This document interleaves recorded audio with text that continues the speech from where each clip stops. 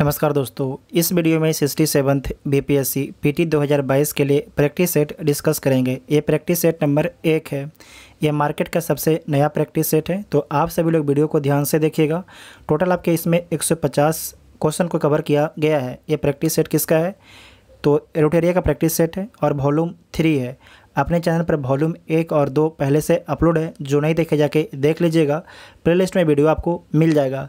अगर वीडियो आपको हेल्पफुल लगेगा तो वीडियो अपने दोस्तों में शेयर जरूर कीजिएगा। और जो अब तक टेलीग्राम ग्रुप ज्वाइन के टेलीग्राम ग्रुप ज्वाइन कर सकते हैं, जिसका लिंक आपको डिस्क्रिप्शन में दिया गया है। तो आइए देखते हैं पहला क्वेश्चन। भारत के 15वें राष्ट्रपति द्रौपदी मुर्मू जी ने राष्ट्रपति चुनाव में किसे हराया है? तो यशवंत सिन्हा को हराया है। तो भारत के नए राष्ट्रपति कौन बने हैं? द्रौपदी मुर्मू। किस नंबर के हैं? 15वें नंबर के हैं। इनके बारे में याद रखिएगा कि भारत के राष्ट्रपति के रूप में चुने जाने वाली पहली आदिवासी नेता, और साथ ही याद रखना है कि दूसरी महिला हैं। पहली आदिवासी नेता कौन है? द्रौपदी मुर्मू, जो राष्ट्रपति बनती हैं, जबकि दूसरी महिला है, पहली महिला कौन है? प्रतिभा देवी सिंह पाटिल हैं। भारत के 14वें उपराष्ट्रपति कौन बनते हैं? तो जगदीप धनखड़ बनते हैं। किसे पराजित करके बनते हैं? मार्गरेट अल्वा को पराजित करके बनते हैं। भारत के राष्ट्रपति से संबंधित अनुच्छेदों को सम्मिलित करना है तो सम्मिलित कर लीजिए। अनुच्छेद 53 संघ की कार्यपालिका शक्ति, अनुच्छेद 54 राष्ट्रपति का चुनाव, अनुच्छेद 55 राष्ट्रपति के चुनाव का तरीका, अनुच्छेद 61 राष्ट्रपति महाभियोग की प्रक्रिया, राष्ट्रपति पर जो है महाभियोग की प्रक्रिया अनुच्छेद 61 में है। अनुच्छेद 72 राष्ट्रपति की क्षमादान की शक्ति। तो इसका आंसर क्या हो जाएगा? B1। तो ए ऑप्शन ठीक हो जाएगा, ए ऑप्शन ठीक हो जाएगा। भारत के उपराष्ट्रपति के संबंध में निम्नलिखित कथनों पर आपको विचार करना है, तो विचार कर लेना है, विचार कर लीजिए और इसमें से सही उत्तर को आपको ढूंढना है, तो ढूंढ लीजिए। अनुच्छेद 63 क्या लिखा गया है? उपराष्ट्रपति राज्यों की परिषद का पदेन सभापति होता है, तो ये अनुच्छेद 63 में नहीं लिखा गया है, ये अनुच्छेद 64 में लिखा गया है। अनुच्छेद 63 में क्या लिखा गया है? तो भारत का एक उपराष्ट्रपति होगा। अनुच्छेद 63 के अनुसार जो है भारत का एक उपराष्ट्रपति होगा। अनुच्छेद 65 उपराष्ट्रपति का राष्ट्रपति के रूप में कार्य करना। अनुच्छेद 66 उपराष्ट्रपति के निर्वाचन की प्रक्रिया। अनुच्छेद 71 उपराष्ट्रपति के चुनाव से संबंधित विवाद की जांच। तो एक गलत है, बाकी 2, 3, 4 आपके सही है, तो बी ऑप्शन ठीक हो जाएगा। ओलंपिक चैंपियन नीरज चोपड़ा ने विश्व एथलेटिक्स चैंपियनशिप में कौन सा पदक जीता है? तो कौन सा पदक जीता है? रजत जीता है। कौन सा? रजत पदक जीता है। कितना मीटर का भाला फेंका है? तो 88.13 मीटर का 88.13 मीटर का भाला फेंका गया है नीरज चोपड़ा के द्वारा। हाल ही में भारत के 5 नए आर्द्रभूमि को रामसर साइट के रूप में नामित किया गया है, उनमें शामिल नहीं है। तो उनमें शामिल कौन नहीं है? तो देख लीजिए। करिकिली पक्षी अभयारण्य तमिलनाडु में स्थित है। पल्ली करनई मार्स रिजर्व फॉरेस्ट, ये भी तमिलनाडु में स्थित है। सांख सागर आर्द्रभूमि, ये कहाँ स्थित है? तो ये मध्य प्रदेश में स्थित है, मध्य प्रदेश में स्थित है। पाला आर्द्रभूमि, ये आपके मिजोरम में स्थित है, मिजोरम में स्थित है। तो 4 हो गया। एक पाँचवा है पिचवरम, यहाँ पर लिख देते हैं, यहाँ लिखते हैं पिचवरम, ठीक है। पिचवरम मैग्रोव, ये कहाँ पर स्थित है? तमिलनाडु में स्थित है। तो सारे ऑप्शन आपके ठीक हैं, तो उपरोक्त में से एक से अधिक हो जाएगा। वर्तमान में भारत में कितने रामसर साइट हैं? तो 64 रामसर साइट है। हाल ही में 10 नए साइट को रामसर साइट में शामिल किया गया है। तो अगर आप लोग चाहते हैं तो जो 10 रामसर साइट को शामिल किया गया है उसे आप लोग कमेंट बॉक्स में लिख दीजिएगा, ताकि औरों को भी इससे फ़ायदा हो सके। किस नेता को sir Winston Churchill leadership award प्रदान किया गया है? तो किसे प्रदान किया गया है? वोलोडिमिर जेलेंस्की को प्रदान किया गया है। वोलोडिमिर जेलेंस्की को प्रदान किया गया है। जो ये जेलेंस्की, ये कहाँ के राष्ट्रपति हैं? तो यूक्रेन के राष्ट्रपति हैं। किस भारतीय अर्थशास्त्री को जो है विश्व बैंक का मुख्य अर्थशास्त्री नियुक्त किया गया है? तो किसे नियुक्त किया गया है? इंदरमित गिल को, इंदरमित गिल को। किस राज्य में देश का पहला, इम्पोर्टेंट है, किस राज्य में देश का पहला हर घर जल प्रमाणित जिला घोषित किया गया है? तो मध्य प्रदेश में घोषित किया गया है। मध्य प्रदेश में घोषित किया गया है। किस डिस्ट्रिक्ट को घोषित किया गया है? तो बुरहानपुर को यहाँ पर लिख देते हैं, बुरहानपुर। ठीक है, बुरहानपुर डिस्ट्रिक्ट को जो है देश का पहला हर घर जल प्रमाणित डिस्ट्रिक्ट घोषित किया गया है, जो मध्य प्रदेश राज्य में स्थित है। सुर्खियों में रही बंठिया आयोग, सुर्खियों में रही बंठिया आयोग की रिपोर्ट किस क्षेत्र से संबंधित है? तो स्थानीय निकायों में आरक्षण से संबंधित है। तो बी ऑप्शन ठीक हो जाएगा। ये जो आयोग का गठन किया गया था महाराष्ट्र में, जो स्थानीय चुनाव है उसमें आरक्षण को लेकर गठित किया गया था। तो बी ऑप्शन आपका ठीक हो जाएगा। कौन सा देश जो है I2U2 ग्रुपिंग से जुड़े हुए हैं? तो देख लीजिए I2 इंडिया और इजराइल, उसके बाद है U2 मतलब UAE संयुक्त अरब अमीरात और USA। तो ए ऑप्शन आपका ठीक हो जाएगा, ए ऑप्शन ठीक हो जाएगा। इसे नोट कीजिएगा, वेरी वेरी इंपॉर्टेंट है। नेक्स्ट है कि किस कंपनी द्वारा सर्वाइकल कैंसर के विरुद्ध भारत की पहली क्वाड्रीवैलेंट ह्यूमन पेपिलोमा वायरस वैक्सीन का उत्पादन किया जाएगा? तो किस कंपनी के द्वारा किया जाएगा? तो भारत के सीरम इंस्टीट्यूट ऑफ इंडिया के द्वारा किया जाएगा। सीरम इंस्टीट्यूट ऑफ इंडिया के द्वारा किया जाएगा। इसका हेडक्वार्टर कहाँ पर है? तो पुणे में स्थित है। भारत के तीसरे पावर एक्सचेंज के रूप में किसे लॉन्च किया गया है? तो हिंदुस्तान पावर एक्सचेंज को लॉन्च किया गया है। हिंदुस्तान पावर एक्सचेंज को लॉन्च किया गया है। पहला और दूसरा कौन है? तो पहला है Indian energy exchange, Indian energy exchange. दूसरा कौन है? Power exchange of India. तीसरा कौन है? हिंदुस्तान पावर एक्सचेंज है। नेक्स्ट है वर्ल्ड पॉपुलेशन प्रोस्पेक्ट्स रिपोर्ट 2022 के अनुसार भारत जो है किस वर्ष चीन की आबादी से आगे निकल जाएगा? तो 2023 में जो है भारत की आबादी जो है चीन से आगे हो जाएगी। भारत की जो जनसंख्या है, आपकी आबादी है, वो आपकी 2023 में चीन से आगे निकल जाएगी। निम्नलिखित में से कौन सही सम्मिलित नहीं है? तो इसमें से देख लीजिए कौन आपके सही सम्मिलित नहीं है। 48वां G7 शिखर सम्मेलन जर्मनी में, तो ठीक है। 17वां G20 शिखर सम्मेलन बाली में इंडोनेशिया, ये भी ठीक है। आसियान 2022 कंबोडिया, ये भी ठीक है। WTO का 12वां मंत्री स्तरीय सम्मेलन जेनेवा में, तो ये भी ठीक है। तो सारे कथन ठीक है, इसमें से कोई भी आपकी गलत नहीं है। तो ई ऑप्शन हो जाएगा। 2022-23 के लिए किस भारतीय शहर को जो है SCO की पहली सांस्कृतिक और पर्यटन राजधानी के रूप में चुना गया है? तो किसे चुना गया है? वाराणसी को चुना गया है। ये वेरी वेरी इंपॉर्टेंट है। 2022-23 के लिए किस भारतीय शहर को जो है SCO की पहली सांस्कृतिक और पर्यटन राजधानी के रूप में चुना गया है? तो वाराणसी को चुना गया है। वाराणसी जो है प्रधानमंत्री मोदी का संसदीय क्षेत्र है। Jerusalem declaration very very important है। जेरूसलम डिक्लेरेशन इजराइल और किस देश के बीच एक रणनीतिक समझौता है? तो किसके किसके बीच में हुआ है? इजराइल और USA के बीच में हुआ है। इंपॉर्टेंट है, नोट कीजिएगा, इजराइल और USA के बीच में हुआ है। विंबलडन 2022 के महिला और पुरुष एकल खिताब के विजेता कौन है? तो महिला एकल का विजेता कौन है? एलिना, नोट कीजिएगा नाम, एलिना यहाँ पर लिख देते हैं, एलिना रिबाकिना। ठीक है, एलिना रिबाकिना और नोवाक जोकोविच है, नोवाक जोकोविच का संबंध सर्बिया से है, और जो एलिना रिबाकिना है इनका संबंध कजाकिस्तान से इनका संबंध है। तो ए ऑप्शन आपका ठीक हो जाएगा। हाल ही में सुर्खियों में रहा सिंगलीला नेशनल पार्क किस राज्य में स्थित है? सिंगलीला नेशनल पार्क किस राज्य में स्थित है? तो पश्चिम बंगाल राज्य में स्थित है। पांडा के लिए चर्चा में बना हुआ है। वैश्विक जैव विविधता सम्मेलन 2022 का आयोजन किया जाएगा, तो कहाँ पर किया जाएगा? तो वॉर्न में किया जाएगा। कहाँ पर? जर्मनी के वॉर्न में किया जाएगा। जर्मनी के वॉर्न शहर में किया जाएगा। फिर से देखिए, वैश्विक जैव विविधता सम्मेलन 2022 का आयोजन कहाँ पर किया जाएगा?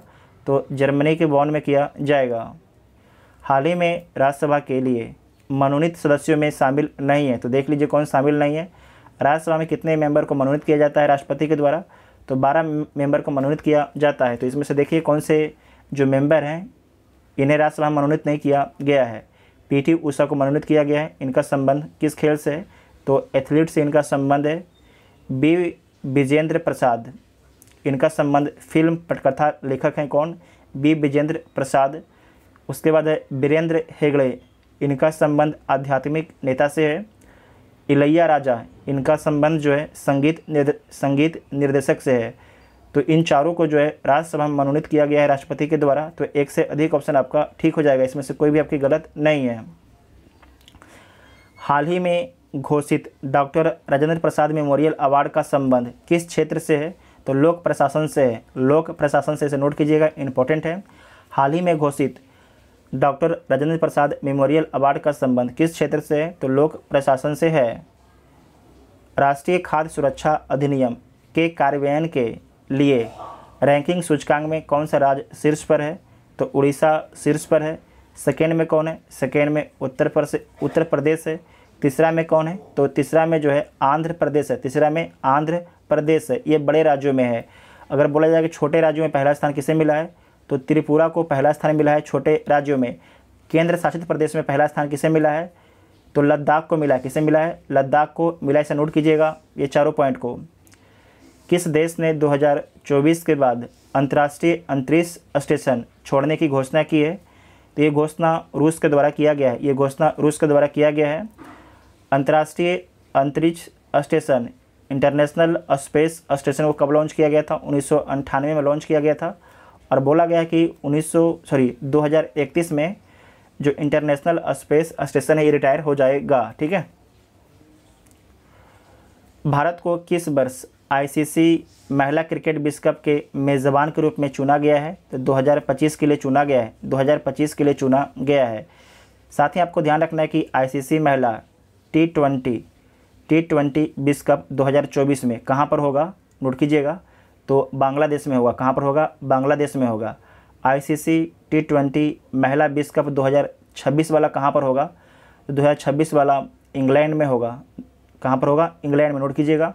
साथ ही आपको याद रखना है कि महिला टी20 चैंपियन ट्रॉफी, महिला टी20 चैंपियन ट्रॉफी 2027 ये कहाँ पर होगा? तो ये श्रीलंका में होगा। कहाँ पर होगा? श्रीलंका में। नोट कीजिएगा, इंपॉर्टेंट है। फिर से बोलते हैं चारों पॉइंट को कि भारत को किस वर्ष आईसीसी महिला क्रिकेट विश्व कप के मेज़बान के रूप में चुना गया है? तो 2025 के लिए चुना गया है। नेक्स्ट क्वेश्चन है कि आईसीसी महिला टी20 विश्व कप 2024 किस देश में आयोजित किया जाएगा? तो बांग्लादेश में। 2026 में कहाँ पर आयोजित किया जाएगा? तो इंग्लैंड में। जबकि महिला टी20 चैंपियंस ट्रॉफी 2027 में कहाँ पर आयोजित किया जाएगा? तो श्रीलंका में आयोजित किया जाएगा। हाल ही में किस राज्य पुलिस ने EFIR प्रणाली शुरू की है? तो किसके द्वारा शुरू किया गया है? गुजरात राज्य सरकार के द्वारा शुरू किया गया है। गुजरात राज्य सरकार के द्वारा शुरू किया गया है। हाल ही में किस पनडुब्बी को भारतीय नौसेना से सेवा मुक्त किया गया है? तो किस पनडुब्बी को जो है भारतीय नौसेना से सेवा मुक्त कर दिया गया है? उनका नाम क्या है? तो INS सिंधु ध्वज है। INS सिंधु ध्वज को जो है भारतीय नौसेना से सेवा मुक्त कर दिया गया है। सेवा मुक्त कर दिया है। जो INS सिंधु ध्वज है भारतीय सेना में जो है 35 वर्ष तक काम करता है।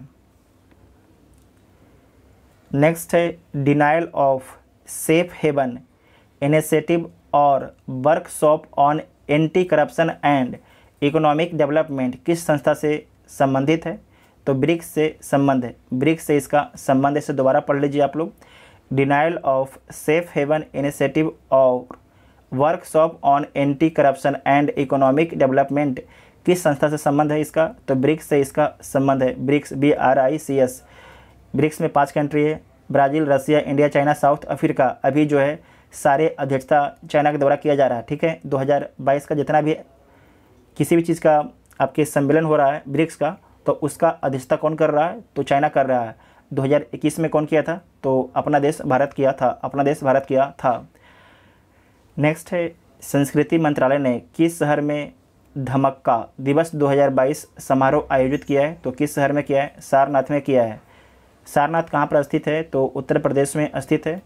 किस लिए प्रसिद्ध है? तो बौद्ध धर्म के लिए प्रसिद्ध है। सारनाथ बौद्ध धर्म के लिए प्रसिद्ध है। आपको याद रखना है कि प्रथम उपदेश जो है बौद्ध धर्म के संस्थापक बुद्ध के द्वारा कहाँ पर दिया गया था, तो सारनाथ में ही दिया गया था। A state of food security and nutrition and the world 2022 report किस संगठन द्वारा जारी की गई है, तो संयुक्त राष्ट्र के द्वारा जारी किया गया है। संयुक्त राष्ट्र के द्वारा जारी किया गया, इसे दोबारा देखिएगा। A state and food security and nutrition in the world 2022 report किस संगठन द्वारा जारी किया गया है, तो संयुक्त राष्ट्र के द्वारा जारी किया गया है। नेक्स्ट है a state of food security and nutrition in the world 2022 report किस संगठन द्वारा जारी की गई है, तो आप सभी लोग इसे दोबारा पढ़िए। A state of food security and nutrition in the world 2022 report किस संगठन द्वारा जारी की गई है, तो संयुक्त राष्ट्र के द्वारा जारी किया गया। संयुक्त राष्ट्र के द्वारा जारी किया गया है। हाल ही में किस संस्था ने कोविड-19 के प्रबंधन के लिए आयुष प्रथाओं का संग्रह जारी किया है, तो किसके द्वारा जारी किया गया है, नीति आयोग के द्वारा जारी किया गया है। नीति आयोग के द्वारा जारी किया गया है, इसे दोबारा देखिएगा। हाल ही में किस संस्था ने कोविड-19 के प्रबंधन के लिए आयुष प्रथाओं का संग्रह जारी किया है, तो नीति आयोग के द्वारा जारी किया गया है। फ्यूज का सिद्धांत संबंधित है, जो फ्यूज का तार होता है उसका संबंध क्या होता है, तो प्रतिरोध उच्च होना चाहिए और गलनांक जो है निम्न होना चाहिए। प्रतिरोध जो है उच्च होना चाहिए और गलनांक आपके निम्न होना चाहिए, तो ए ऑप्शन हो जाएगा।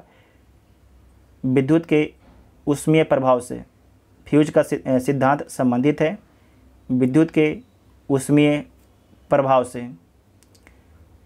उपरोक्त युग्मों में से कौन सा यह से सही सुमिलित है, तो देख लीजिए कौन सा आपके सही सुमिलित है। इलेक्ट्रिकल जनरेटर, जो इलेक्ट्रिकल जनरेटर है ये आपके यांत्रिक से विद्युत ऊर्जा में परिवर्तित करता है। उसके बाद है इलेक्ट्रिकल मोटर, विद्युत से यांत्रिक में बदलता है। उसके बाद है डीजल इंजन, डीजल इंजन ये आपके रासायनिक से यांत्रिक ऊर्जा में परिवर्तित करता है। सोलर सेल, प्रकाश से विद्युत में, तो इसमें कोई भी आपके सुमिलित नहीं है, ठीक है, कोई भी सुमिलित नहीं है, तो इसका आंसर क्या हो जाएगा, ई इसका राइट आंसर हो जाएगा।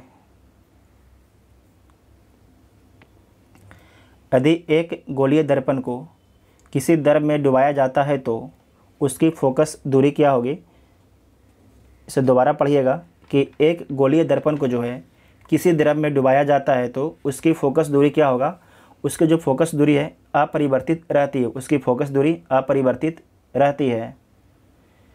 प्रकाश तरंगों के एक माध्यम से दूसरे माध्यम में जाने पर चर प्रभावित होते हैं वह हैं, वेरिएबल्स प्रभावित होते हैं वह हैं। इस क्वेश्चन को दोबारा पढ़िए और ध्यान से पढ़िएगा, ठीक है। प्रकाश तरंग क्या बोला जा रहा है, प्रकाश तरंगों के एक माध्यम से दूसरे माध्यम में जाने पर चर वेरिएबल्स प्रभावित होते हैं वह हैं। तो इसमें आपको याद रखना है कि प्रकाश तरंग जो है एक माध्यम से दूसरे माध्यम में जाता है तो वेग और तरंग दैर्घ्य प्रभावित होते हैं, जबकि आवृत्ति प्रभावित नहीं होता है। जो आवृत्ति होता है ये प्रभावित नहीं होता है। तो जिसमें आवृत्ति सबको काट दीजिए, तो ए इसका राइट आंसर हो जाएगा, ठीक है, ए इसका राइट आंसर हो जाएगा। किस बिंदु पर फ़ारेनहाइट तापक्रम सेंटीग्रेड तापक्रम का दोगुना होता है, सो दोबारा देखिए, किस बिंदु पर जो है फ़ारेनहाइट तापक्रम सेंटीग्रेड तापक्रम का दुगना होता है। इसे आप लोग किस तरीके से सोल्व कीजिएगा, 2200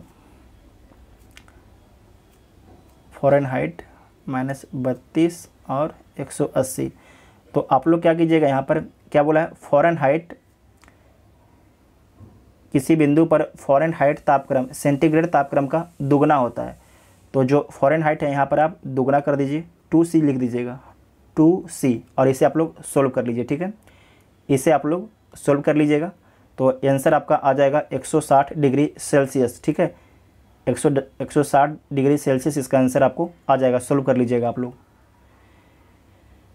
प्रकाश वर्ष होता है, प्रकाश वर्ष क्या होता है, तो एक वर्ष में जितना भी दूरी ट्रेवल किया गया प्रकाश के द्वारा उसे क्या बोला जाता है, प्रकाश वर्ष बोला जाता है। तो ऑप्शन में दिया गया नहीं है। एक वर्ष में प्रकाश के द्वारा तय की गई दूरी को जो है प्रकाश वर्ष बोला जाता है। तो ऑप्शन में नहीं है, तो इनमें से कोई नहीं हो जाएगा। 1 हॉर्स पावर में कितने जूल प्रति सेकेंड होते हैं? तो 746। कितने? 746। लोलक घड़ियाँ गर्मी में सुस्त हो जाती है, क्योंकि जो घड़ी होता है, घड़ी में जो कांटा होता है, क्या बोला गया? गर्मी में सुस्त हो जाती है। गर्मी में क्या हो जाता है? गर्मी में बड़ा हो जाता है, ठीक है, इसी कारण। और ठंडी के दिन में थोड़ा छोटा हो जाता है, तो तेज़ चलता है ठंडी के दिन में, जबकि गर्मी के दिन में जो कांटा ये बड़ा हो जाता है, तो क्या चलेगा? धीमा चलेगा। तो देख लीजिए कहाँ पर लिखा गया है, लोलक की लंबाई क्या होता है? बढ़ जाता है, इसी कारण, ठीक है, लोलक की लंबाई बढ़ जाती है। तो सी ऑप्शन आपका ठीक हो जाएगा। अतिचालक का लक्षण है, जो अतिचालक है इसका लक्षण क्या होता है? तो शून्य पारगम्यता होता है, शून्य पारगम्यता होता है, ठीक है। निम्नलिखित में से कौन जो है आउटपुट डिवाइस नहीं है? इसमें से देखिए कौन जो है आउटपुट डिवाइस नहीं है? तो मॉनिटर आउटपुट डिवाइस है, प्रिंटर भी है, प्लांटर भी है, जबकि जो टच स्क्रीन है, टच स्क्रीन जो है इनपुट डिवाइस है। क्या है? इनपुट डिवाइस है। नेक्स्ट है, रेडियो एक्टिविटी का आविष्कार किया था, तो किसने किया है? बेक्यूरेल ने किया है, बेक्यूरेल ने किया है। नेक्स्ट है कि भौतिक परिवर्तन का उदाहरण है, भौतिक परिवर्तन का उदाहरण है वैसा परिवर्तन जो अस्थायी हो, ध्यान रखिएगा, वैसा परिवर्तन जो अस्थायी हो तथा परिवर्तन से कोई नया पदार्थ ना बने, उसे भौतिक परिवर्तन बोला जाता है। परिवर्तन से जो है कोई नया पदार्थ ना बने, उसे क्या बोला जाता है? भौतिक परिवर्तन बोला जाता है। जैसे कि जल का वाष्प में परिवर्तन, इससे कोई नया पदार्थ नहीं बन रहा है, ठीक है। उसके बाद है कि पानी में चीनी का घुलना, इससे भी कोई नया पदार्थ नहीं बन रहा है। जबकि मोमबत्ती का जलना और दूध से दही बनना, इससे क्या हो रहा है कि नया पदार्थ बन रहा है। तो क्या बोला गया? भौतिक परिवर्तन। तो ए और डी, इसका मतलब एक से अधिक ऑप्शन है, तो ई इसका राइट आंसर हो जाएगा। परमाणु में कक्षाओं को भरने का क्रम नियंत्रित होता है। परमाणुओं में जो है कक्षाओं को भरने का क्रम नियंत्रित होता है, तो ऑफ बाउ सिद्धांत के द्वारा। निम्नलिखित में से कौन एक मूल तत्व है? इसमें से कौन एक आपकी मूल तत्व है? तो हीरा जो है एक मूल तत्व है, हीरा जो है एक मूल तत्व है। हीरा जो है कार्बन का शुद्धतम रूप होता है, जो एक मूल तत्व है। जबकि अन्य सभी जो है कार्बन, हाइड्रोजन तथा ऑक्सीजन के मिश्रण है। इन सभी में जो है कार्बन, हाइड्रोजन तथा ऑक्सीजन के मिश्रण है। निम्न में से सबसे अधिक क्रियाशील धातु कौन सा है? इसमें से सबसे अधिक क्रियाशील धातु कौन है? तो कॉपर है। कौन है? तांबा है। और विद्युत का सबसे अधिक सुचालक कौन है? तो चांदी है। तो ए ऑप्शन आपका ठीक हो जाएगा। सोप स्टोन टाल्क मुक्ता है, सोप स्टोन मुक्ता है, तो क्या है? मैग्नीशियम सिलिकेट है। सोप स्टोन मुक्ता क्या है? तो मैग्नीशियम सिलिकेट है, मैग्नीशियम सिलिकेट है। निम्नलिखित में से कौन सा जोड़ा जो है तांबे के मिश्र धातुओं का नहीं है? इसमें से कौन सा जोड़ा जो है तांबे के मिश्र धातुओं का नहीं है?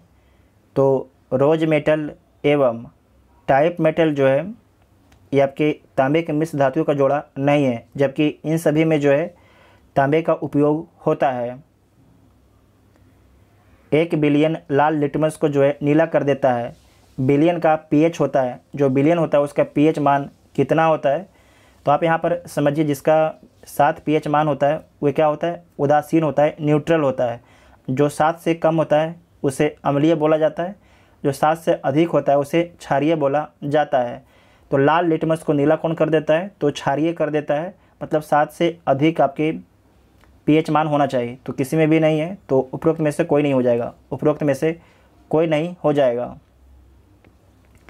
बेकिंग सोडा है, बेकिंग सोडा है, तो बेकिंग सोडा है सोडियम हाइड्रोजन कार्बोनेट है, सोडियम हाइड्रोजन कार्बोनेट है। साथ ही आपको ध्यान रखना है कि सोडियम बाइकार्बोनेट भी आपकी बेकिंग सोडा है। और बेकिंग पाउडर यहाँ पर लिख देते हैं आपके सूत्र NaHCO3, इसके अंतर्गत जो है सोडियम बाइकार्बोनेट आता है नोट कीजिएगा, सोडियम बाइकार्बोनेट आता है, सोडियम हाइड्रोजन कार्बोनेट आता है, तीसरा बेकिंग सोडा आता है, बेकिंग सोडा आता है, चौथा बेकिंग पाउडर आता है। उसके बाद है Na2CO3। इसमें कौन कौन से आते हैं, तो इसमें सोडियम कार्बोनेट आता है, सोडियम कार्बोनेट आता है, बासिंग सोडा आता है, नोट कीजिएगा, दूसरा में बासिंग सोडा आता है, तीसरा में धोने का सोडा आता है, बासिंग सोडा दूसरा में, तीसरा में धोने का सोडा। इसे नोट कीजिएगा, इंपॉर्टेंट आपके एग्जाम में पूछा जाता है। Na2CO3, NaHCO3, ठीक है। निम्नलिखित कथनों पर विचार करना है, तो विचार कर लीजिए। टेफ्लॉन तथा डेक्रॉन बहुलक है, तो ठीक है। नियोप्रीन संश्लेषित रबड़ है, ये भी ठीक है। पॉलीथीन पॉलीएथिलीन का बहुलक है, ये भी ठीक है। उसके बाद है क्लोरोप्रीन, एक प्राकृतिक रबड़ है, तो प्राकृतिक रबड़ नहीं है, तो क्या है, आइसोप्रीन है। नोट कीजिएगा, ये आपके है आइसोप्रीन है, तो 4 वाला गलत हो जाएगा, तो 4 जिसमें से काट दीजिए, तो ए ऑप्शन ठीक हो जाएगा, ए ऑप्शन आपका ठीक हो जाएगा। नेक्स्ट है मॉर्फिन, किससे प्राप्त होता है, जो मॉर्फिन है वो किससे प्राप्त होता है, तो फल से प्राप्त होता है, फल से प्राप्त होता है। हमारे तंत्र में अधिकतम एटीपी अणुओं का उत्पादन करने वाला पद है, तो क्रेब्स चक्र है, क्या है, क्रेब्स चक्र। ये कहाँ पर चलता है, तो माइटोकॉन्ड्रिया में चलता है। वेरी वेरी इंपॉर्टेंट पॉइंट है। हमारे तंत्र में अधिकतम एटीपी अणुओं को उत्पन्न करने वाला पद है, तो कौन है, क्रेब्स चक्र है, जो कहाँ पर चलता है, माइटोकॉन्ड्रिया में चलता है, माइटोकॉन्ड्रिया में चलता है।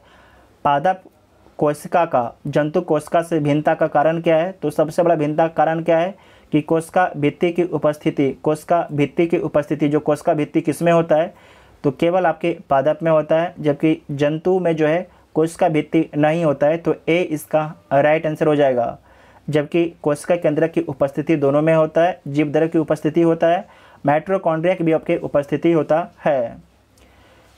चींटियों के अध्ययन को कहा जाता है, जो चींटी हैं उनके अध्ययन को क्या बोला जाता है, तो मर्मिकोलॉजी बोला जाता है, मर्मिकोलॉजी बोला जाता है चींटियों के अध्ययन को।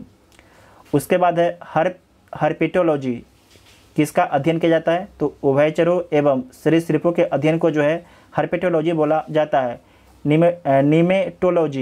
निमेटोलॉजी, इसमें गोल कृमि का अध्ययन किया जाता है, निमेटोलॉजी, इसमें जो है गोल कृमि का अध्ययन किया जाता है।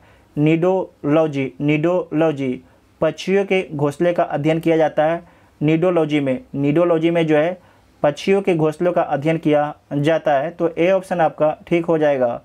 कौन सा अंग जो है वसा को तोड़कर कोलेस्ट्रॉल बनाता है, वेरी वेरी इंपॉर्टेंट है। कौन सा अंग जो है वसा को तोड़कर जो है कोलेस्ट्रॉल बनाता है, तो कौन बनाता है, यकृत बनाता है। कौन बनाता है, यकृत बनाता है। वेरी वेरी इंपॉर्टेंट पॉइंट है, यकृत बनाता है।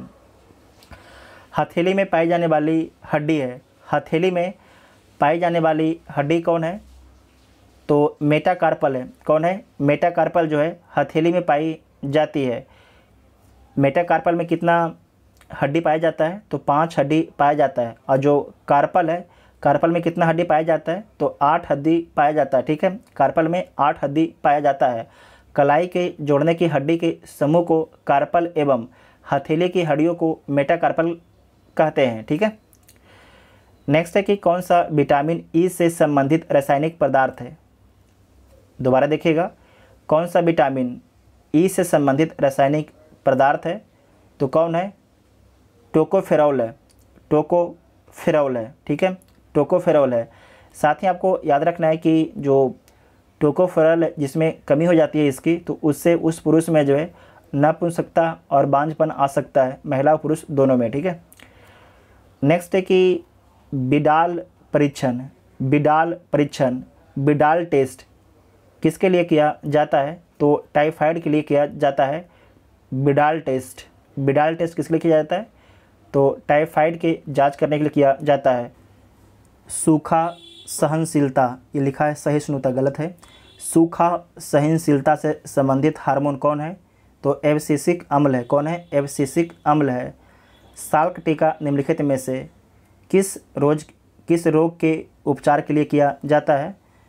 तो जो साल्क टीका है ये पोलियो के उपचार के लिए लगाया जाता है। साल्क टीका जो है पोलियो के उपचार के लिए लगाया जाता है। साथ ही आपको ध्यान रखना है कि जो साल्क टीका है इसकी खोज किसके द्वारा किया गया था?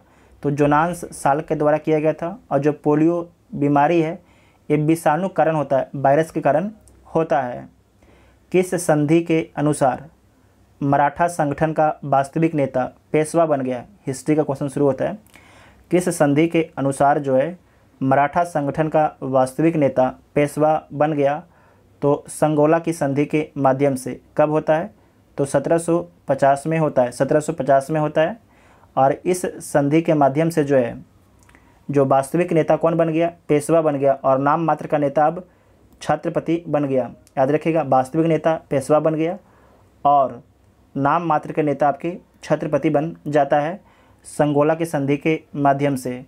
ये संधि किसके किसके बीच में होता है? तो बालाजी बाजीराव एवं राजा राम द्वितीय के बीच में ये संधि होता है। निम्नलिखित में से कौन सा कथन असत्य है? इसमें से कौन सा कथन जो है गलत है? तो देख लीजिए, इस्तमरारी व्यवस्था में प्रत्येक जमीन धारक को भूस्वामी मानकर उसके साथ लगान के दर तय की कर दी गई, तो ये गलत है।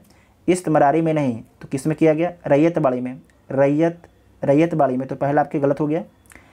मार्टिन बर्ड को उत्तरी भारत में भूराजस्व व्यवस्था का जनक कहा जाता है, तो ठीक है। उसके बाद देखिए, लॉर्ड कॉर्नवालिस ने 1790 में 10 वर्षीय लगान व्यवस्था लागू की थी, तो ये भी ठीक है। लेकिन 1793 में जो इन्होंने अस्थाई बंदोबस्त लाया, किसने लाया? तो लॉर्ड कॉर्नवालिस ने। बंगाल में, बिहार में, उड़ीसा के कुछ क्षेत्र और पश्चिम बंगाल के कुछ क्षेत्र में लागू होता है। बिहार में जो है रैयतबाड़ी भूराजस्व व्यवस्था लागू की गई थी, तो रैयतबाड़ी नहीं थी, क्या थी? अस्थाई बंदोबस्त था। तो इसमें से पूछा गया था असत कथन, तो असत कौन कौन था? मतलब कि गलत कथन, तो डी गलत था और उसके बाद एक ए गलत था। तो एक से अधिक ऑप्शन आपके गलत हो जाएगा, बाकी बी और सी आपके ठीक है। तो ई इसका राइट आंसर हो जाएगा। ठीक है। नेक्स्ट है कि कमियोटी प्रथा निम्नलिखित में से किस क्षेत्र में प्रचलित थी? कमियोटी प्रथा जो है किस क्षेत्र में इसका प्रचलन था? तो सबसे पहले कमियोटी प्रथा था क्या कि जो साहूकार है किसी भी किसान को ब्याज पर ऋण दिया, ठीक है, ब्याज पर लोन दिया, लेकिन अगर वो जो किसान है ऋण नहीं चुका पाता है तो उसके बदले में आजीवन जो वो किसान है ज़मींदार के पास क्या करता है? खेती करता है, तो उसे बोला जाता है कमियोटी प्रथा बोला जाता है। ये बिहार और उड़ीसा में फेमस था, बिहार और उड़ीसा में फेमस था। नेक्स्ट है असबाब ए बगावत ए हिंद। असबाब ए बगावत ए हिंद नामक पुस्तक का संबंध किससे है? तो इसका संबंध है 1857 के क्रांति से। 1857 के क्रांति से इसका संबंध है। 14 जून 1947 को 14 जून 1900 अच्छा ये बुक लिखा किससे गया था जान लीजिए। ये जो बुक है किसके द्वारा लिखा गया था? तो ये बुक लिखा गया था सैयद अहमद खां के द्वारा लिखा गया था। नोट कीजिएगा, सैयद अहमद खां के द्वारा ये बुक लिखा गया था। अब देखिए नेक्स्ट क्वेश्चन है। 14 जून 1947 को अखिल भारतीय कांग्रेस समिति की नई दिल्ली में हुई बैठक में भारत के विभाजन का प्रस्ताव किसने प्रस्तुत किया? तो किसके द्वारा प्रस्तुत किया गया था? तो गोविंद वल्लभ पंत के द्वारा प्रस्तुत किया गया था। गोविंद वल्लभ पंत के द्वारा प्रस्तुत किया गया था। और इसका समर्थन किसके द्वारा किया गया था? तो इसका समर्थन किया गया था मौलाना अबुल कलाम आज़ाद, मौलाना अबुल कलाम आज़ाद, सरदार वल्लभ भाई पटेल, तीसरा जवाहरलाल नेहरू के द्वारा इसका समर्थन किया गया था। फिर से बोलते हैं, विभाजन का प्रस्ताव पेश किया गया गोविंद वल्लभ पंत के द्वारा। इसका समर्थन किसके द्वारा किया गया? तो अबुल कलाम आज़ाद के द्वारा, सरदार वल्लभ भाई पटेल तथा जवाहरलाल नेहरू के द्वारा इसका समर्थन किया गया। आपसे पूछा जाएगा कि भारत के विभाजन के समय कांग्रेस का अध्यक्ष कौन थी? वेरी वेरी इंपॉर्टेंट है। तो जेबी कृपलानी थी। नोट कीजिएगा, ये बीपीएससी का पूछा हुआ सवाल है। जेबी कृपलानी थी, आचार्य जेबी कृपलानी थी। नेक्स्ट है, निराश्रित महिलाओं के लिए मुक्ति सदन की स्थापना निम्नलिखित में से किसने की? तो ये किया गया पंडित रमाबाई के द्वारा। पंडित रमाबाई के द्वारा किया गया। और कब किया गया? 1889 में किया गया। साथ ही आपको याद रखना है पंडित रमाबाई के द्वारा जो है शारदा सदन की भी स्थापना किया गया था। आपसे पूछा जाएगा कि शारदा सदन की स्थापना किसके द्वारा किया गया था, तो पंडित रमाबाई के द्वारा किया गया था। प्रसिद्ध नाटक नील दर्पण का अंग्रेजी में अनुवाद किसने किया था, वेरी इंपॉर्टेंट है। प्रसिद्ध नाटक नील दर्पण का अंग्रेजी में अनुवाद किसने किया था, तो अंग्रेजी में अनुवाद किया था मधुसूदन दत्त ने किया था। मधुसूदन दत्त के द्वारा अंग्रेजी में अनुवाद किया गया था। ये जो आपके नील दर्पण है ये किसके द्वारा लिखा गया था, तो दीनबंधु मित्र के द्वारा, नोट कीजिएगा, दीनबंधु मित्र के द्वारा लिखा गया था। दीनबंधु मित्र के द्वारा लिखा गया था, इसे नोट कर लीजिएगा, इंपॉर्टेंस है, ये बीपीएससी के द्वारा पूछा भी शायद गया था इस बार। नेक्स्ट है कि निम्नलिखित में से किसने स्वदेश बांधो समिति का गठन किया, तो किसने जो है स्वदेश बांधो समिति का गठन किया जाता है किसके द्वारा, तो अश्वनी कुमार दत्त के द्वारा जो है, अश्वनी कुमार दत्त के द्वारा स्वदेश बांधो समिति का गठन किया जाता है 1905 में, 1905 में किया जाता है। आपको याद रखना है कि स्वदेश बांधो समिति जो है एक क्रांतिकारी संगठन था। किस वर्ष अंग्रेजों के समय भारत में प्रथम जनगणना संपन्न हुई, तो 1872 में। किसके शासनकाल में, तो लॉर्ड मेयो के शासनकाल में। लॉर्ड मेयो के शासनकाल में नियमित जनगणना पहली बार कब होता है, तो 1881 में। किसके शासनकाल में, तो रिपन के काल में। रिपन के काल में, रिपन के पहले लिट्टन का काल था, लिट्टन का काल था। वर्नाकुलर प्रेस एक्ट जो है कब आता है, तो 1878 में। उस समय किसका शासन था, तो लिट्टन का शासन था, लिट्टन का शासन था। साथ ही आपको याद रखना है कि प्रथम दिल्ली दरबार का आयोजन कब किया जाता है, तो 1877 में किया जाता है। और इस समय भारत का वायसराय कौन था, तो लिट्टन था। कौन था, लिट्टन था, ठीक है। निम्नलिखित में से किसने कहा था क्रांतिकारी आंदोलन तो सामाजिक सच्चाई है, इसके बिना समाज कभी प्रगति नहीं कर सकता। ये किसका कथन है, ये किसका कथन है, तो ये जो कथन आपका है लाला लाजपत राय का है। किसका है, लाला लाजपत राय का ये कथन है। लंदन में ईस्ट इंडिया एसोसिएशन की स्थापना किसने की थी, तो लंदन में जो है ईस्ट इंडिया एसोसिएशन की स्थापना दादा भाई नौरोजी के द्वारा किया गया था। और कब किया गया था, तो 1866 में किया गया था। साथ ही आपको याद रखना कि लंदन इंडिया सोसाइटी की स्थापना किसके द्वारा किया गया था, तो ये भी आपके दादा भाई नौरोजी के द्वारा किया गया था। और कब किया गया था, 1865 में किया गया था। 1865 में किया गया था। 1906 में अखिल भारतीय मुस्लिम लीग की स्थापना निम्नलिखित में से किस स्थान पर हुई, तो ढाका में होता है। कहाँ पर होता है, ढाका में होता है। तो ऑप्शन में नहीं है, तो इनमें से कोई नहीं, इनमें से कोई नहीं। और आपको याद रखना है कि इसकी स्थापना में महत्वपूर्ण भूमिका किसके द्वारा निभाया गया था, तो आगा खां एवं ख्वाजा सलीमुल्लाह खां के द्वारा महत्वपूर्ण भूमिका निभाया गया था। अवध किसान सभा की स्थापना निम्नलिखित में से किसने की, तो जो अवध किसान सभा है इसकी स्थापना बाबा रामचंद्र के द्वारा किया गया था। बाबा रामचंद्र के द्वारा किया गया था। और कब किया गया था, 1920 में, 1920 में। साथ ही आपको याद रखना है कि आपसे पूछा जाएगा कि प्रथम भारतीय किसान स्कूल की स्थापना किसके द्वारा किया गया है, तो एन.जी. रंगा के द्वारा किया गया है। और कब किया गया है, 1938 में। नोट कीजिएगा, दोबारा बोलते हैं, प्रथम भारतीय किसान स्कूल की स्थापना कब किया गया, 1938 में किया गया है। किसके द्वारा, एन.जी. रंगा के द्वारा किया गया है। निम्नलिखित में से कौन सा युग्म आपके सम्मिलित नहीं है, तो देख लीजिए कौन सा युग्म सम्मिलित नहीं है। साइमन कमीशन की नियुक्ति कब की जाती है, 1922 में, तो ये ठीक है। और भारत कब आता है, 1928 में, ये ठीक है। प्रिंस ऑफ वेल्स का भारत आगमन 1921 में। तृतीय गोलमेज सम्मेलन 1932 में। असहयोग आंदोलन की शुरुआत 1920 में महात्मा गांधी के नेतृत्व में। तो सारे कथन आपके ठीक है, इसमें से कोई भी कथन आपके गलत नहीं है, तो उपरोक्त में से कोई नहीं हो जाएगा। उसके बाद आपको ध्यान रखना है, ध्यान से सुनिएगा कि जो गोलमेज सम्मेलन है पहला कब होता है, 1930 में, दूसरा 1931 में। कांग्रेस केवल 1931 में जो अधिवेशन होता है, सेकेंड अधिवेशन, उसमें भाग लेता है। और कांग्रेस का नेतृत्व कौन करते हैं, गांधी जी करते हैं। उसके बाद नेक्स्ट पॉइंट है 1931 में कराची का अधिवेशन होता है, इसकी अध्यक्षता कौन करते हैं, सरदार वल्लभ भाई पटेल करते हैं। 1929 में जो है 1929 में लाहौर में अधिवेशन होता है कांग्रेस का, इसकी अध्यक्षता कौन करते हैं, तो इसकी अध्यक्षता जो है जवाहरलाल नेहरू करते हैं। 1905 में बंगाल का विभाजन होता है। मुस्लिमों के लिए अलग निर्वाचन 1919 में दिया जाता है। हिंदुस्तान स्टैंडर्ड समाचार पत्र के संपादक निम्नलिखित में से कौन थे? तो कौन थे? सच्चिदानंद सिन्हा थे। सच्चिदानंद सिन्हा थे हिंदुस्तान स्टैंडर्ड समाचार पत्र के संपादक। 1857 के विद्रोह के संदर्भ में निम्न में से कौन सा आपके सम्मिलित नहीं है? तो देख लीजिए कौन सा सम्मिलित नहीं है। कानपुर में जो 1857 के विद्रोह का नेता कौन थे? नाना साहब थे, तो बिल्कुल ठीक है। इलाहाबाद में लियाकत अली थे, ये भी ठीक है। फतेहपुर में अजीमुल्ला थे, ये भी ठीक है। फैज़ाबाद में वक्त खां थे, ये गलत है। फैज़ाबाद में नेतृत्व कौन प्रदान कर रहे थे? तो मौलवी अहमद उल्ला प्रदान कर रहे थे, जबकि जो वक्त खां थे ये दिल्ली में प्रदान कर रहे थे। तो डी ऑप्शन आपका गलत हो जाएगा। नेक्स्ट है, हम महारानी और सिर्फ महारानी के रैयत होना चाहते हैं, यह किस विद्रोह के दौरान कहा गया?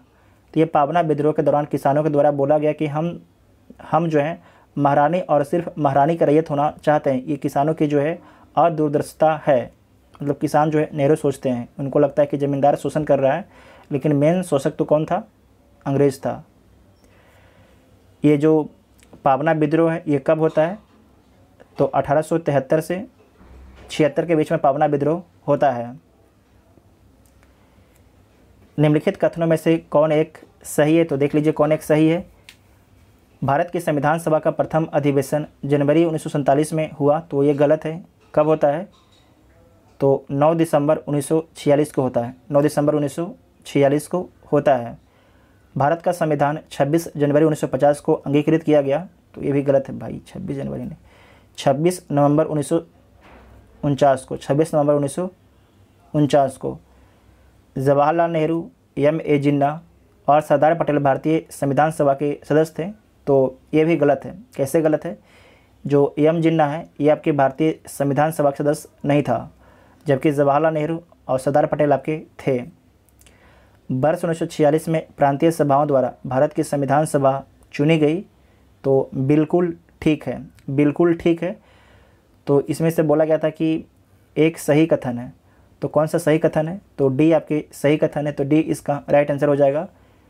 देशी रियासतों से संबंधित All India States People's Conference का गठन किस वर्ष हुआ था?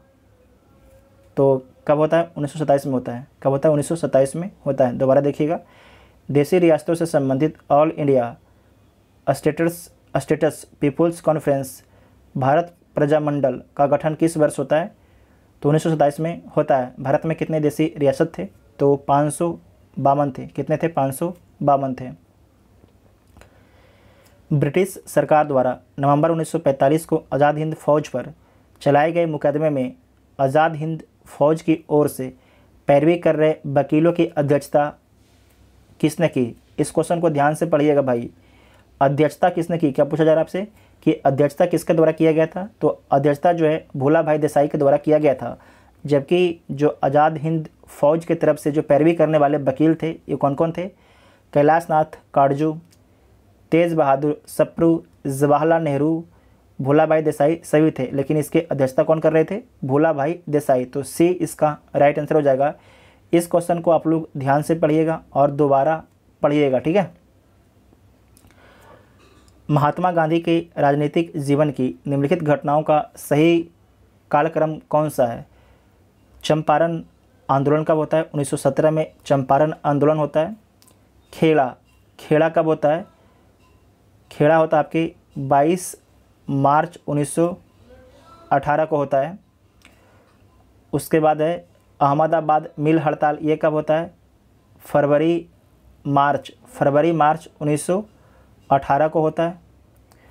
उसके बाद असहयोग आंदोलन कब होता है? तो 1920 में शुरू होता है और 22 में आपके समाप्त होता है चौरी चौरा घटना के बाद। तो इसमें इसका राइट आंसर क्या हो जाएगा? फरवरी मार्च पहले आता है, तो बी इसका राइट आंसर हो जाएगा, ठीक है। बी इसका बी होगा ना, एक मिनट रुक जाइए, नहीं ई क्यों आएगा? चंपारण आएगा, उसके बाद क्या आएगा? फरवरी मार्च अहमदाबाद आएगा, उसके बाद खेड़ा आएगा, उसके बाद असहयोग आएगा। तो डी इसका राइट आंसर हो जाएगा, बी नहीं होगा, ठीक है, डी होगा, ठीक है, डी होगा। नेक्स्ट है, भारत छोड़ो आंदोलन के दौरान उत्पन्न दंगे किस क्षेत्र में सर्वाधिक व्यापक स्तर पर हुए थे? तो व्यापक स्तर पर देखिए दंगा जो है बिहार और संयुक्त प्रांत दोनों में हुआ था, लेकिन इसमें जो आंसर दिया गया है संयुक्त प्रांत दिया गया है, लेकिन ये दोनों में होता है, तो इसका आंसर को आप लोग पर छोड़ते हैं, आप लोग चेक कीजिएगा। ठीक है, आप लोग इसे चेक कीजिएगा। चंपारण आंदोलन के समय बिहार के लेफ्टिनेंट गवर्नर कौन थे? तो एडवर्ड अल्बर्ट गेट थे, एडवर्ड अल्बर्ट गेट थे। 1942 के भारत छोड़ो आंदोलन के दौरान नेपाल के राजविलास के जंगलों में युवकों को जो है आग्नेयास्त्र चलाने का प्रशिक्षण किसके नेतृत्व में दिया जाता था? तो सरदार नित्यानंद के नेतृत्व में दिया जाता था। दोबारा देखिएगा, 1942 के भारत छोड़ो आंदोलन के दौरान नेपाल के राजविलास के जंगलों में युवकों को आग्नेयास्त्र चलाने का प्रशिक्षण किसके नेतृत्व में दिया जाता था? तो सरदार नित्यानंद के नेतृत्व में दिया जाता था। एसोसिएट प्रेस ऑफ इंडिया का गठन किस वर्ष हुआ? तो 1905 में हुआ। कब हुआ? 1905 में होता है। पुर्तगाली यात्री बारबोसा किसके शासनकाल में जो है विजयनगर आया था? तो किसके शासनकाल में विजयनगर आता है? तो कृष्ण देव राय के शासनकाल में विजयनगर साम्राज्य में आता है। पता ना, बोलने में बहुत ज़्यादा समस्या हो रहा है। नेक्स्ट है कि हुमायूं के मकबरा के संदर्भ में निम्नलिखित में से क्या असत्य है? तो देख लीजिए इसमें से क्या असत्य है। इस मकबरे का निर्माण 1565 में हुमायूं की विधवा हाजी बेगम ने शुरू करवाया था, तो बिल्कुल ठीक है। दोहरे गुंबद वाला यह भारत का प्रथम मकबरा है, ये भी ठीक है। 4 बाग पद्धति का पहली बार प्रयोग हुमायूं के मकबरे में हुआ, ये भी ठीक है। इस मकबरे को ताजमहल का पूर्वगामी माना जाता है, तो ये भी ठीक है। और ये जो मकबरा है हुमायूं का मकबरा कहाँ पर स्थित है? तो दिल्ली में स्थित है, तो इसके सारे कथन आपके ठीक हैं। बोला गया था कि इसमें से कौन सा कथन आपके असत्य है, तो इसमें से कोई भी कथन आपके गलत नहीं है, तो उपरोक्त में से कोई भी आपके गलत नहीं हो जाएगा। नेक्स्ट है कि निम्नलिखित में से कौन सा अकबर का अंतिम सैन्य विजय अभियान था? तो असीरगढ़ था, असीरगढ़ था। ये कब होता है? तो 1599 में होता है। 1599 में अकबर की मृत्यु कब होता है? 1605 में अकबर की मृत्यु होता है। ठीक है, इसमें आपको याद रखना है कि जो अकबर है 1599 में असीरगढ़ के शासक मीर बहादुर के खिलाफ जो है सैन्य अभियान की शुरुआत कब करता है? 1999 में। और 1601 में जो है अकबर ने अपने अंतिम आक्रमण में असीरगढ़ के किलों को जीतता है। आक्रमण तो करता है 1599 में, लेकिन जीतता कब है? 1601 में जीतता है, और अकबर की मृत्यु 1605 में हो जाती है। किस शासक ने दिल्ली सल्तनत में विद्रोह के दमन के लिए 4 अध्यादेश जारी किया? तो ये जारी किया गया था किसके द्वारा? अलाउद्दीन खिलजी के द्वारा जारी किया गया था। 4 अध्यादेश क्या था? तो अमीर वर्ग की संपत्ति जब्त करके खालसा में परिवर्तित करना पहला हो गया। दूसरा क्या था? गुप्तचर प्रणाली की स्थापना करना। तीसरा था दिल्ली में मद निषेध, मतलब कि दारू वारू नहीं चलेगा दिल्ली में। चौथा है कि अमीरों के परस्पर मेल मिलाप और उसके उत्सव समारोह पर जो है रोक लगाना। ये 4 अध्यादेश अलाउद्दीन खिलजी के द्वारा जारी किया गया था। दिल्ली सल्तनत में दीवान ए रियासत का क्या कार्य था? तो बाजार पर नियंत्रण रखना इसका कार्य था। फुतुह-अस सलातीन नामक ग्रंथ के लेखक कौन थे? तो इसके लेखक जो है इसामी है। कौन है? इसामी इसके लेखक हैं। वेरी वेरी इम्पोर्टेंट है। जिया नक्शबी इनके द्वारा जो है तूतीनामा बुक लिखा गया था। जिया नक्शबी के द्वारा जो है तूतीनामा बुक लिखा गया था। मिनहाज उस सिराज के द्वारा जो है तबकात ए नासरी बुक लिखा गया था। और हसन निजामी के द्वारा जो है ताजुल मासिर बुक लिखा गया था। ताजुल मासिर, ठीक है, मासिर बुक लिखा गया था। बकाटक वंश के किस शासक ने 4 अश्वमेध यज्ञ, 1 वाजपेयी यज्ञ तथा अन्य वैदिक यज्ञों का अनुष्ठान किया? तो किसके द्वारा किया गया था? प्रवरसेन प्रथम के द्वारा किया गया था। सोलंकी वंश की स्थापना निम्नलिखित में से किसने की थी? तो किसके द्वारा किया गया था? मूलराज प्रथम के द्वारा किया गया था सोलंकी वंश की स्थापना। इसकी जो सोलंकी वंश है इसकी राजधानी कहाँ पर था? तो अहिलवाड़ा था। कहाँ था? अहिलवाड़ा था।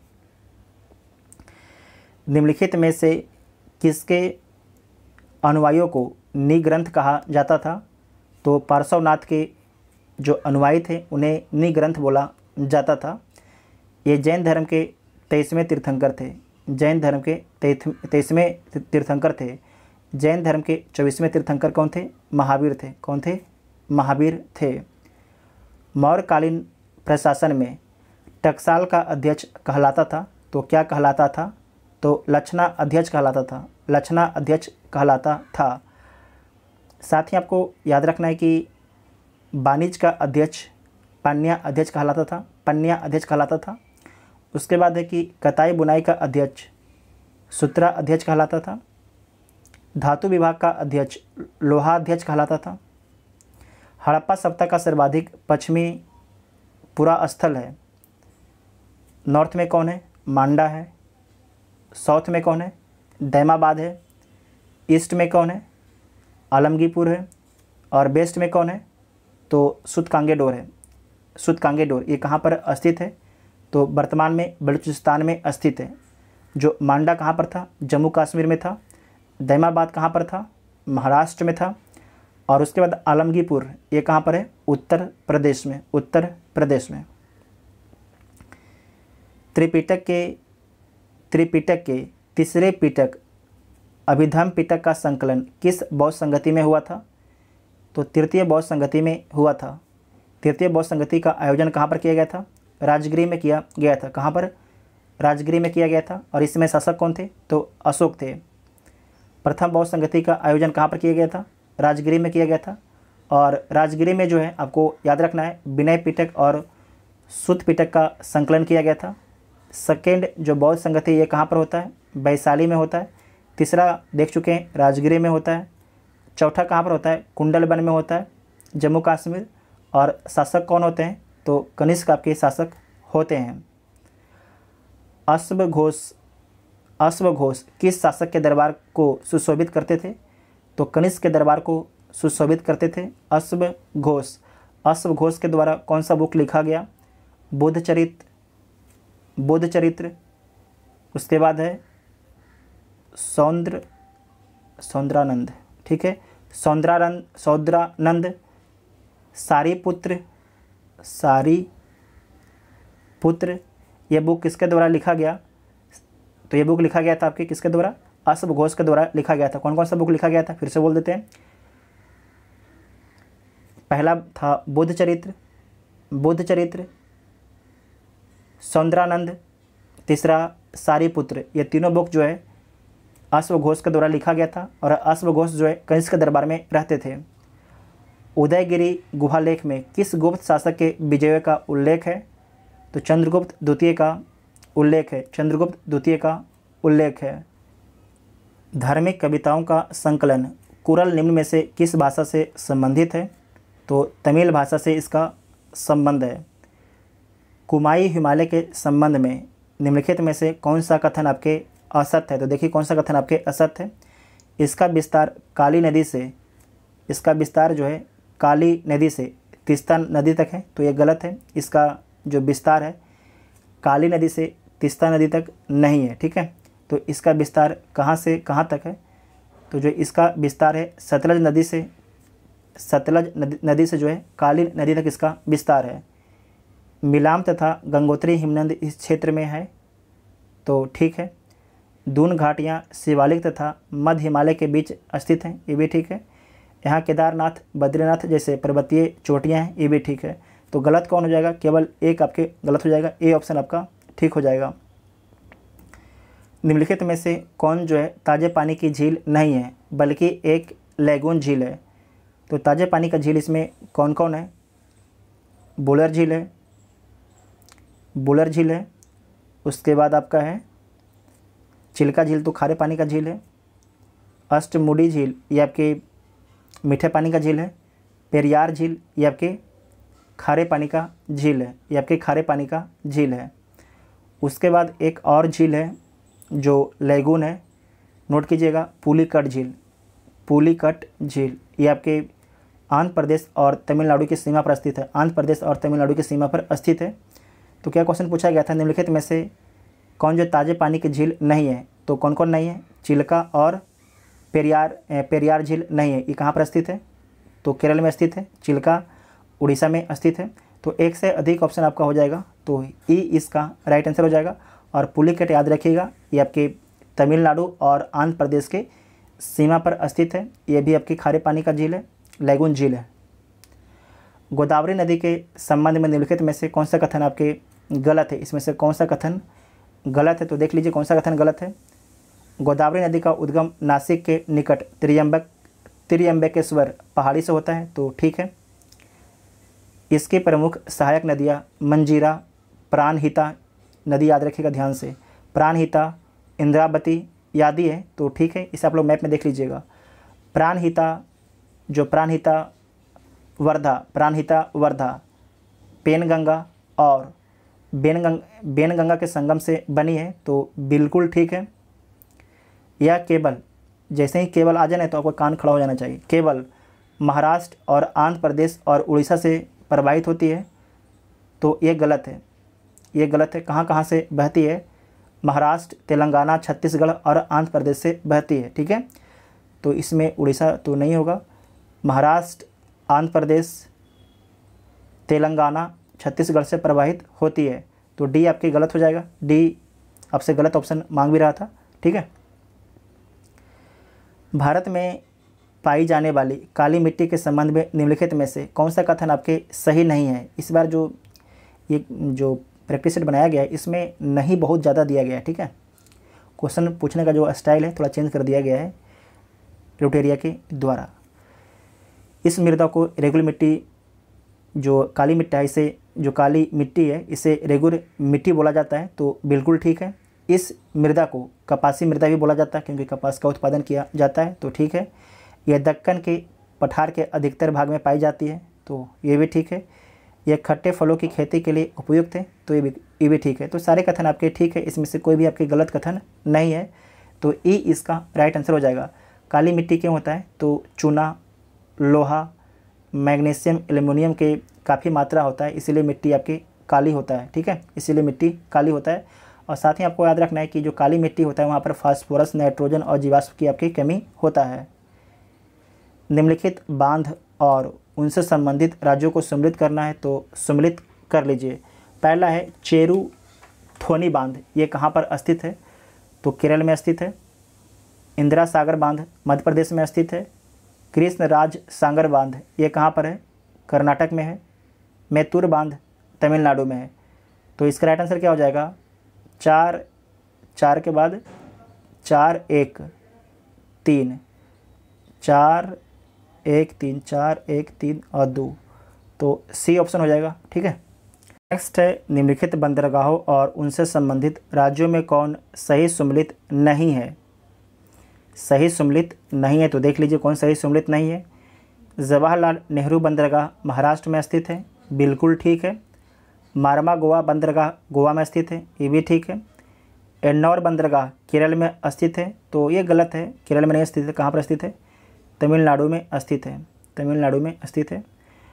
उसके बाद है पारादीप बंदरगाह उड़ीसा में स्थित है, ये ठीक है। तो गलत कौन हो जाएगा, सी आपके गलत हो जाएगा। निम्नलिखित में से किस संघ राज्य क्षेत्र में महिला साक्षरता दर सर्वाधिक है, तो लक्षद्वीप में सर्वाधिक है। लक्षद्वीप के बाद अंडमान में है, कहाँ पर है, अंडमान में है। और अंडमान के बाद आपके चंडीगढ़ में है। और चंडीगढ़ के बाद आपकी पुडुचेरी में है। अगर आपसे पूछा जाएगा कि सर्वाधिक महिला साक्षरता किस राज्य में है, तो केरल में। कहाँ पर है, केरल में है। सबसे कम कहाँ पर है, तो बिहार में सबसे कम है, बिहार में सबसे कम है। अगर ये बोला जाएगा कि सबसे कम साक्षरता केंद्र शासित प्रदेश में कहाँ पर है, तो दादरा एवं नागर हवेली में है। दादरा एवं नागर हवेली में, ठीक है, दादरा एवं नागर हवेली में है। पुडुचेरी केंद्र शासित प्रदेश 3 राज्यों में फैला हुआ है। निम्नलिखित में से उनमें से कौन सही सम्मिलित है? तो देख लीजिए कौन सही सम्मिलित है। एएनएम का जो लोकेशन है, जो एएनएम है, एक सेकेंड, जो एएनएम का लोकेशन कहाँ पर है? आंध्र प्रदेश में है, बिल्कुल ठीक है। कराईकल, कराईकल कहाँ पर है? कराईकल आपके तमिलनाडु में है। और साथ ही आपको याद रखना है कि पुडुचेरी भी कहाँ पर है? ये भी आपके तमिलनाडु में है। माहे कहाँ पर है? माहे केरल में है, तो ये भी आपके ठीक है। तो तीनों कथन ठीक है, तो डी इसका राइट आंसर हो जाएगा। डी इसका राइट आंसर हो जाएगा। निम्नलिखित में से कौन सा देश जो है भूमध्य रेखा पर अवस्थित है? तो भूमध्य रेखा पर कोलंबिया और केनिया अवस्थित है। कोलंबिया और केनिया अवस्थित है। तो एक से अधिक ऑप्शन आपका ठीक हो जाएगा। आप सभी लोग कमेंट करके बताइएगा कि जो भूमध्य रेखा है उस पर 13 देश स्थित है, भूमध्य 0 डिग्री पर। तो 13 देश कौन कौन है आप सभी लोग कमेंट बॉक्स में लिखिएगा, ताकि और भी लोग इससे जान सके। निम्नलिखित प्रायद्वीपों और उनकी भौगोलिक स्थिति के संबंध में निम्नलिखित में से कौन सम्मिलित नहीं है? तो देख लीजिए कौन आपके सम्मिलित नहीं है। आइबेरियन प्रायद्वीप बिस्के की खाड़ी में स्थित है, ठीक है।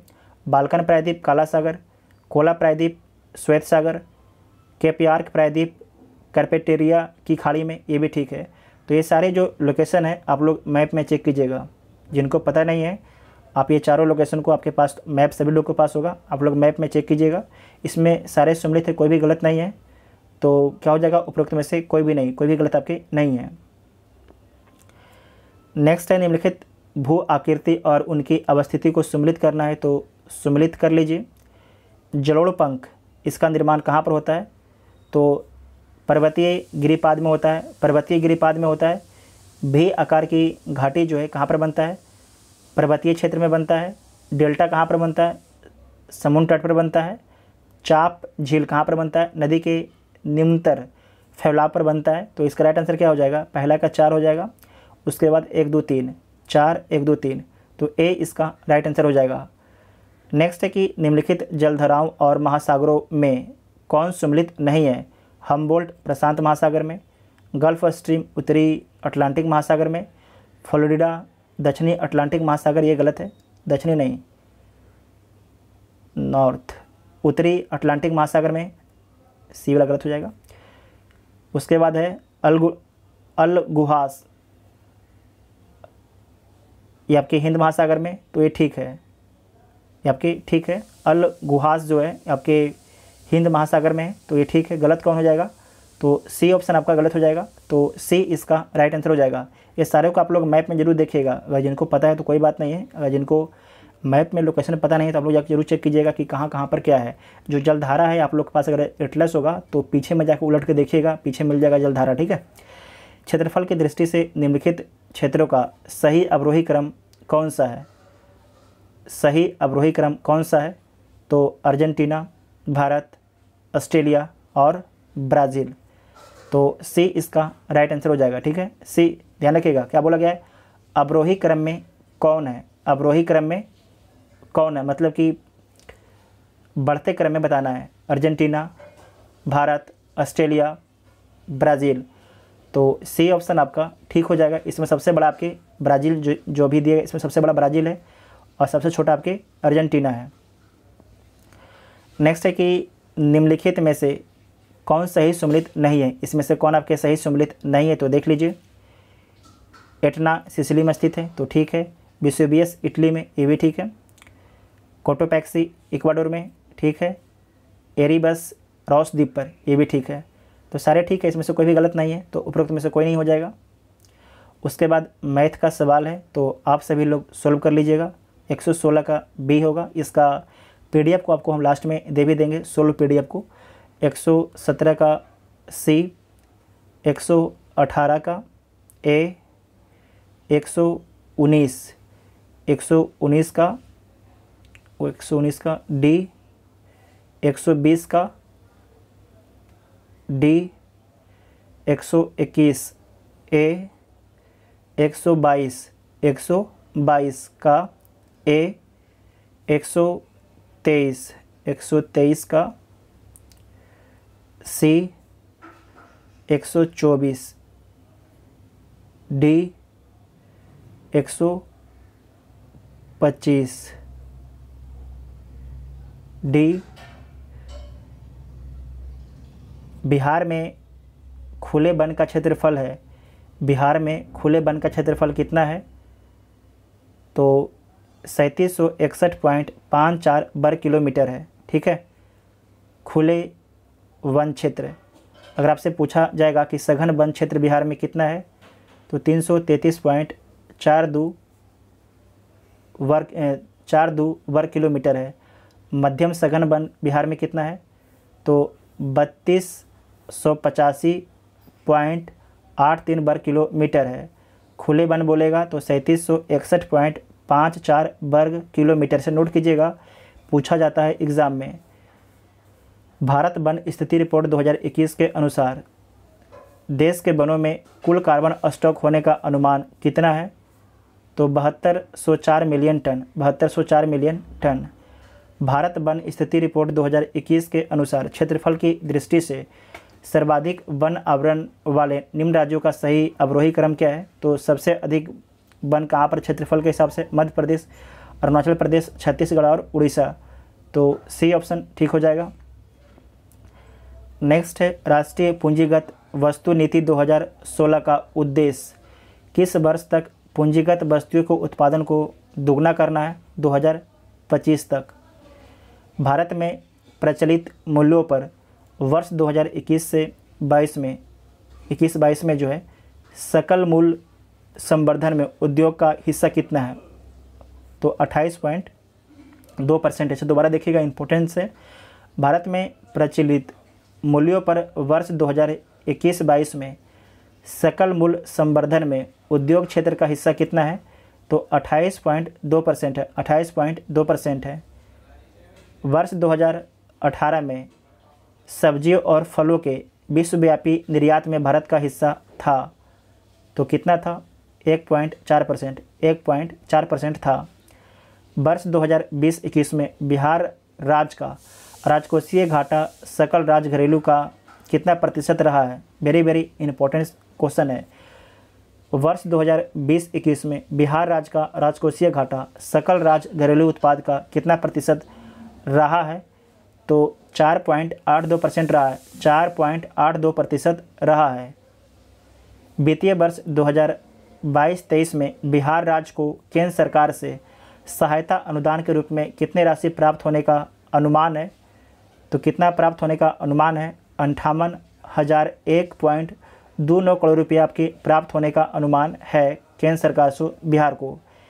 बिहार आर्थिक सर्वेक्षण 2021-22 के अनुसार 2020-21 में राज्य में सकल राज्य घरेलू उत्पाद में तृतीय क्षेत्र का हिस्सा कितना था? तो तृतीय क्षेत्र का हिस्सा जो है 61.2% था, 61.2% था। वेरी वेरी इंपॉर्टेंट पॉइंट है। जबकि 2016-17 में कितना था? 57.3%, 57.3% था 2016-17 में। नेक्स्ट है कि बिहार सरकार के द्वारा जो है राज्य के कितने जिलों में जैविक पट्टी विकसित की जा रही है? तो 13 डिस्ट्रिक्ट में जो है जैविक पट्टी विकसित की जा रही है। VVI क्वेश्चन इसे मार्क कीजिएगा। बिहार सरकार के द्वारा जो है राज्य के कितने जिलों में जैविक पट्टी विकसित की जा रही है? तो 13 डिस्ट्रिक्ट में विकसित की जा रही है। निम्नलिखित में से कौन जो है बजट में राजस्व प्राप्ति मद नहीं है? वेरी वेरी इंपॉर्टेंट है। निम्नलिखित में से कौन जो है बजट में राजस्व प्राप्ति मद नहीं है? तो उधार लेना। कौन है? उधार लेना नहीं है। समावेशी विकास सूचकांक निम्नलिखित में से किसके द्वारा जारी किया जाता है? तो आर्थिक विकास मंच के द्वारा जारी किया जाता है, वर्ल्ड इकोनॉमिक फोरम के द्वारा जारी किया जाता है। समावेशी विकास सूचकांक निम्नलिखित में से किसके द्वारा जारी किया जाता है? तो वर्ल्ड इकोनॉमिक फोरम के द्वारा जारी किया। आप लोग को मैं सच बोलूँ यार, बहुत ज़्यादा दिक्कत होता है यार, क्या बोलूँ। इतना कुकर का सीटी मारता है, दिमाग ख़राब हो जाता है, और बगल में हल्ला भी उतना ही करता है लोग। भुगतान संतुलन क्या है? भुगतान संतुलन क्या है? तो शेष विश्व के साथ एक देश के सभी निवासियों के बाकी दुनिया के साथ सभी आर्थिक लेन देन का विवरण को जो है भुगतान संतुलन बोला जाता है। नेक्स्ट है कि मानव विकास रिपोर्ट में जो है लिंग असमानता सूचकांक को किस वर्ष शामिल किया गया? 2010 में शामिल किया गया। मानव विकास रिपोर्ट कब से जारी किया जाता है? तो 1990 से जारी किया जाता है। 1990 से जारी किया जाता है। नेक्स्ट है, निम्नलिखित में से कौन जो है लातविया की राजधानी है? तो रीगा जो है लातविया की राजधानी है। मिन्स्क किसकी राजधानी है? तो बेलारूस का है। किसका है? बेलारूस का। उसके बाद है विनियस, ये किसकी राजधानी है? तो लिथुआनिया की है। बुखारेस्ट किसकी राजधानी है? तो रोमानिया की। नोट कीजिएगा, चर्चा में पूछा जा सकता है। निम्नलिखित में से किस अधिनियम के द्वारा केंद्र में द्विसदनीय विधायिका की स्थापना की गई थी? तो ये किया गया था आपके भारत शासन अधिनियम 1919 के द्वारा। ठीक है, भारत शासन अधिनियम 1919 के द्वारा। तो इनमें से कोई नहीं हो जाएगा। और इस क्वेश्चन को आप लोग दोबारा चेक भी कीजिएगा, ठीक है, क्योंकि इस क्वेश्चन पर हम जो है 100% श्योर नहीं है। ठीक है।